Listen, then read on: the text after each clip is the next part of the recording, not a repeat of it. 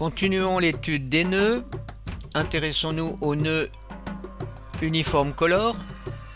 Alors, comme son nom l'indique, ce nœud va nous permettre de générer une couleur unique. Alors, en échelle de gris, on règle le niveau de gris à cet endroit. Ensuite, on peut passer en mode couleur. Et à ce moment-là, on choisit ici dans la palette. Ou bien l'aide des curseurs. En RGB. Ou bien éventuellement, on clique ici. Et on va agir dans une palette. Alors là, on a soit le mode RGB, soit le mode HSV.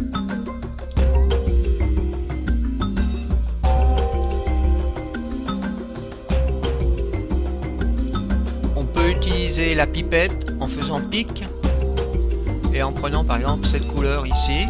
Voilà. On peut inverser la couleur. On peut faire un copie et un coller d'une couleur. On peut passer en niveau de gris.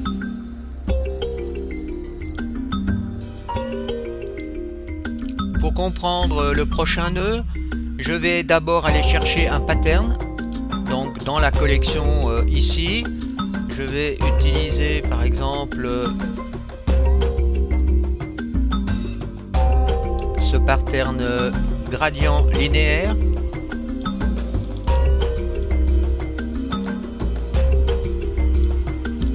J'applique ce gradient linéaire sur le cube en diffuse. Ensuite, ici j'ai un paramètre donc que l'on peut modifier qui nous permet de faire, vous voyez, des patterns. Je choisis un nouveau nœud. Cette fois-ci, je prends un canal shuffle. Alors ceci va nous permettre de faire un mélange des canaux RGB entre eux. Alors on a deux entrées, une entrée input 1, input 2. Alors on va prendre la couleur uniforme qu'on met sur l'entrée input 1.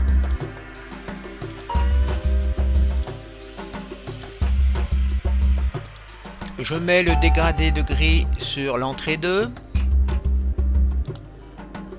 Et maintenant, je vais m'intéresser à cette partie-là qui va me permettre de faire des mélanges de canaux entre eux. Donc ici, sur le canal rouge de sortie, j'ai l'entrée rouge du canal 1, donc la partie rouge qui sortirait de ce module, la partie verte de ce module et la partie bleue de ce module, y compris le canal alpha. Alors, par exemple, on va choisir pour le gradient, on va choisir par exemple le canal, sur le canal bleu de sortie, on va prendre le canal bleu, par exemple, du gradient. Voilà ce que l'on obtient. Prenons par exemple le canal vert du gradient.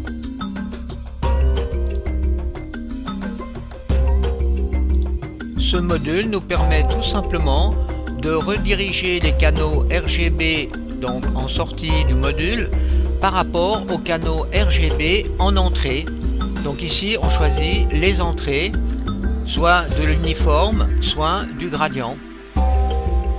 Alors là on peut commencer à s'amuser avec d'autres patterns et puis de modifier donc les canaux.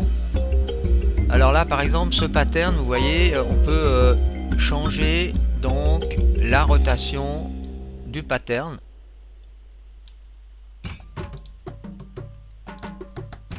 Et le tiling.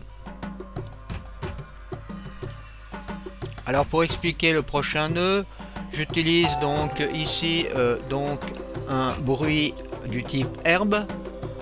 Et ensuite je vais choisir un nouveau nœud qui est un gradient map qui va me permettre de remapper les couleurs en sortie. Je clique ici sur l'éditeur de gradient map. Ici j'ai donc l'échelle de gris. Je choisis par exemple à cet endroit, vous voyez, pour la position 0,27, eh bien je vais choisir une couleur pour ce niveau de gris. Alors prenons par exemple un rouge. Ensuite je vais choisir pour 0,72 une autre couleur.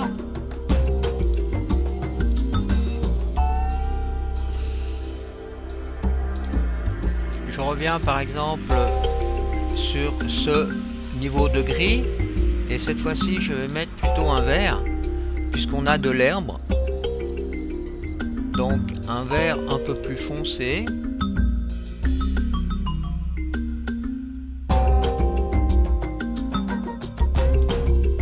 On peut donc tout remettre à zéro en cliquant à cet endroit. On peut facilement déplacer le curseur, ou bien ici éventuellement.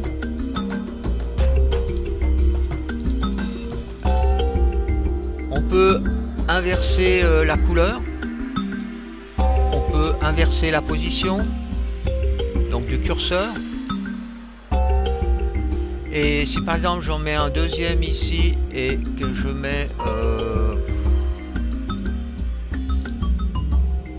cette couleur par exemple et que je fais interpolation, et bien là on interpole les couleurs.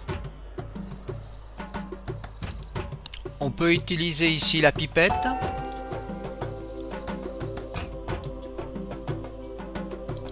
Si par exemple on est content de notre texture et que l'on veut quand même modifier certains paramètres, eh bien on peut rajouter un nouveau node, le node HSL, qui est un node qui va nous permettre d'agir sur la saturation, la lumière et éventuellement la couleur.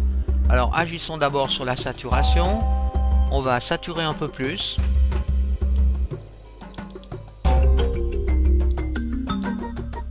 Ou bien diminuer la saturation.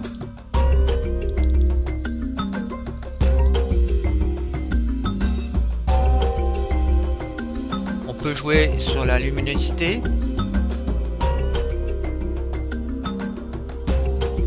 Et sur la couleur. Changer carrément de couleur.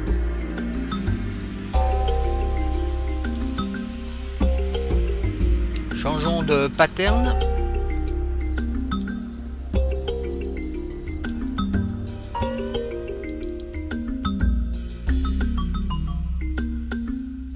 Voilà ici un autre exemple en changeant donc le gradient map. Regardons maintenant le nœud emboss. Alors ici je vais mettre un nœud uniforme couleur. Sur l'entrée input du emboss, là je vais choisir ce type de couleur par exemple, et sur l'entrée intensité on va choisir ici par exemple ce type de bruit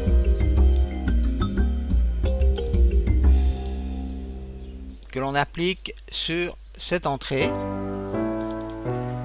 et voilà on obtient donc un système emboss sur, comme d'un peu dans Photoshop, sur la texture bruit. Alors on peut agir ici sur l'orientation.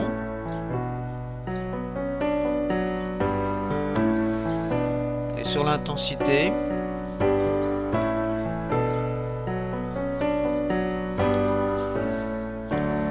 On peut changer la couleur des parties claires du système emboss, donc les hide color. Alors si par exemple je mets ici, vous voyez un rouge, donc on voit bien le rouge apparaître ici. Et puis dans la partie des ombres ici, on peut aussi agir sur la couleur à cet endroit.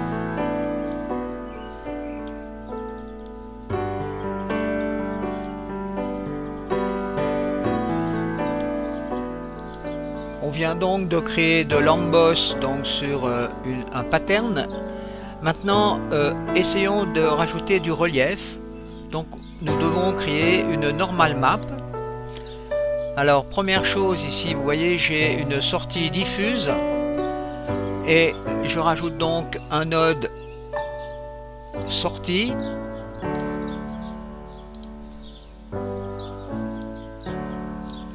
Et je définis la sortie étant sur la normale.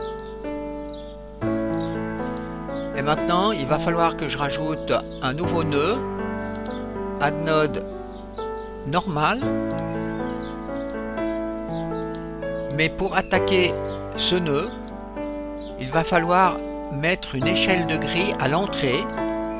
Donc je fais add node grayscale conversion.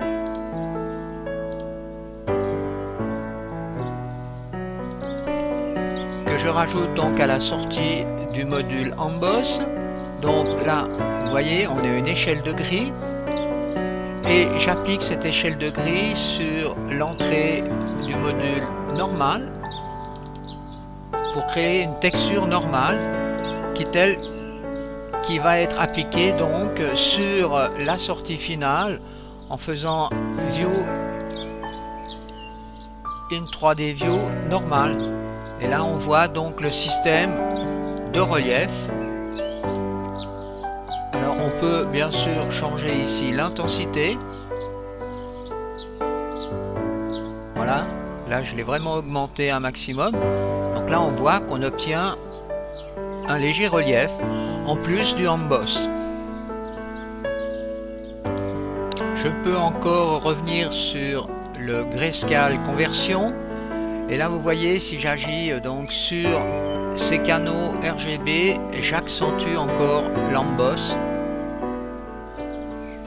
Plus exactement la normale.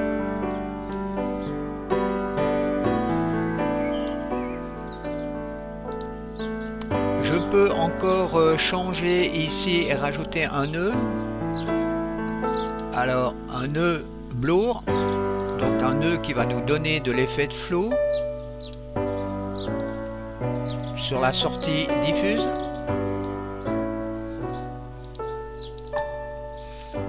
Voilà, on voit le résultat ici, c'est intéressant. Je peux changer l'intensité du flou.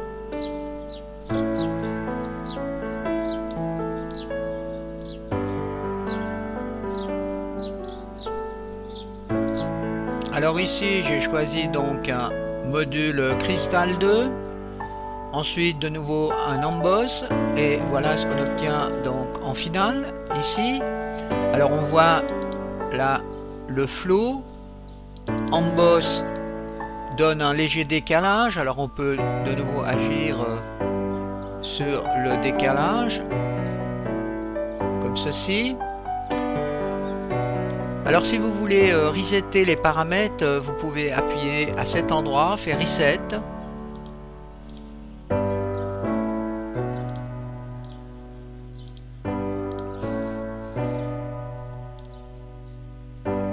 Alors maintenant, si on désire accentuer ou redonner du détail donc à ces rayures ici, eh bien on va utiliser un node qui s'appelle Sharpen.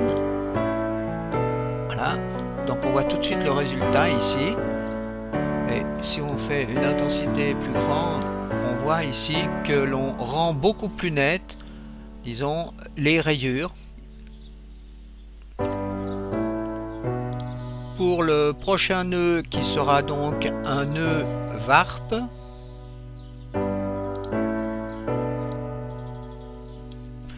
j'utilise donc ici un damier que je trouve donc ici, le shaker, et là j'ai donc un alvéolus, et là donc pour l'instant eh bien je n'ai aucune déformation, mais si j'applique ici, vous voyez sur cette entrée, j'obtiens une déformation en sortie. Voilà, en fonction donc de cette entrée. Alors ici je peux changer le tinning par exemple.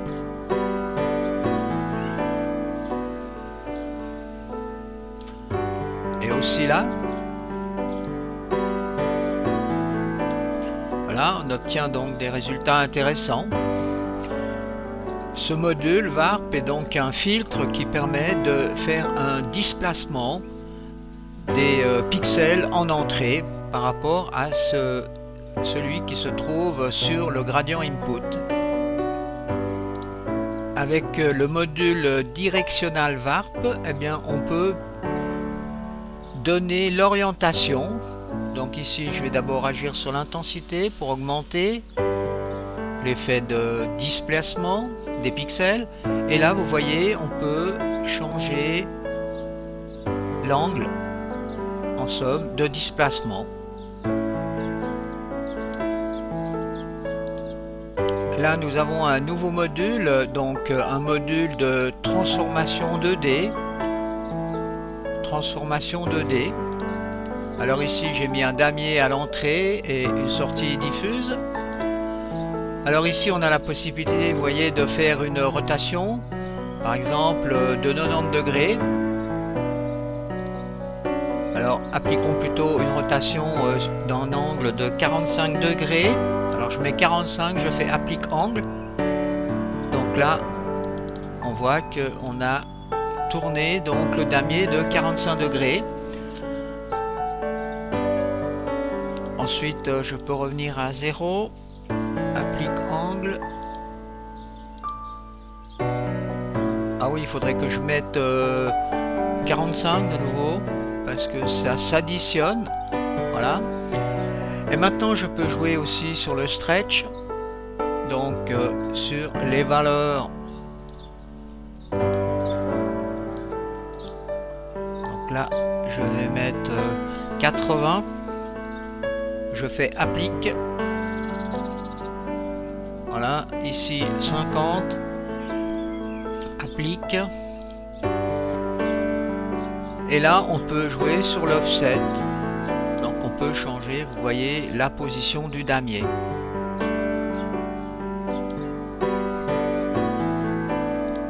Regardons maintenant comment on peut utiliser ce nouveau nœud qui est FXMap. Alors, c'est un générateur procédural. Alors, pour utiliser donc ce module, il faut cliquer ici sur Edit pour entrer donc dans un système d'édition. Alors, première chose que l'on peut faire, c'est ici dire que l'on va avoir un pattern carré. Ensuite, on va pouvoir ajouter des composants sur ces 4 entrées. Donc là, vous voyez, ce sont des cadrans. Donc ce sont un quart de l'image ici, un quart là et un quart en bas et un quart à droite et à gauche en bas.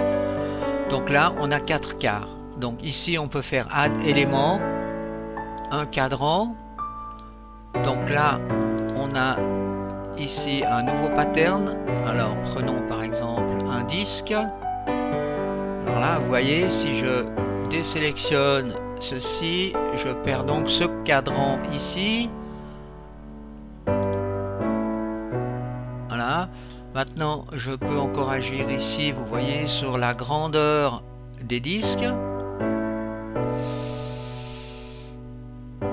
Et je peux continuer ainsi de suite. Donc, je peux rajouter de nouveau un autre cadran qui lui va peut-être avoir un rectangle de nouveau que l'on va mettre par exemple sur cette entrée. Donc là on voit l'addition des cadrans entre eux, donc la succession des cadrans. Alors bien sûr, si je mets ça ici, eh bien j'obtiens encore celui-là. Là, je peux donc désélectionner celui-là.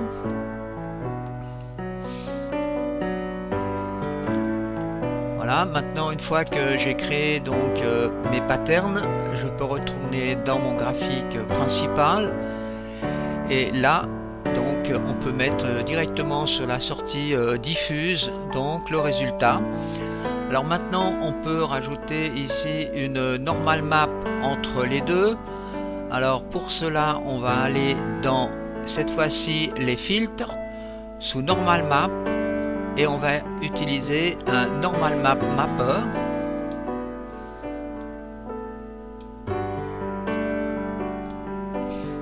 Voilà, on voit donc ici l'effet de la normal map. Alors bien sûr il va falloir changer ici la sortie en une sortie normale et on va rajouter une sortie diffuse que j'applique directement.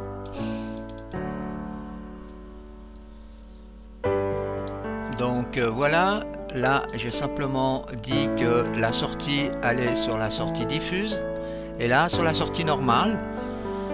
Donc ici on a un cube avec ce FX map. Maintenant ici par exemple on peut colorer add node et puis mettre une uniforme couleur que l'on applique sur cette entrée là. Donc on peut colorer encore notre cube.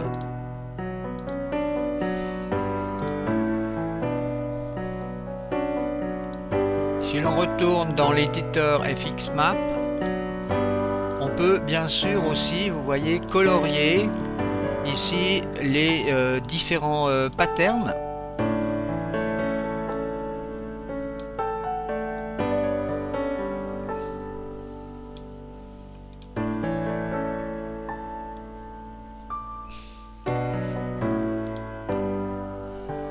Voilà le résultat final. Alors maintenant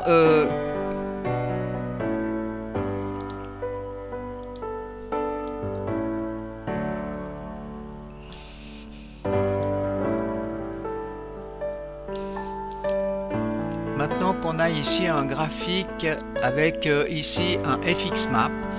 Alors imaginons qu'on se trouve avec un graphique beaucoup plus compliqué et que l'on recherche certains types de modules. Eh bien on peut utiliser le système de recherche ici.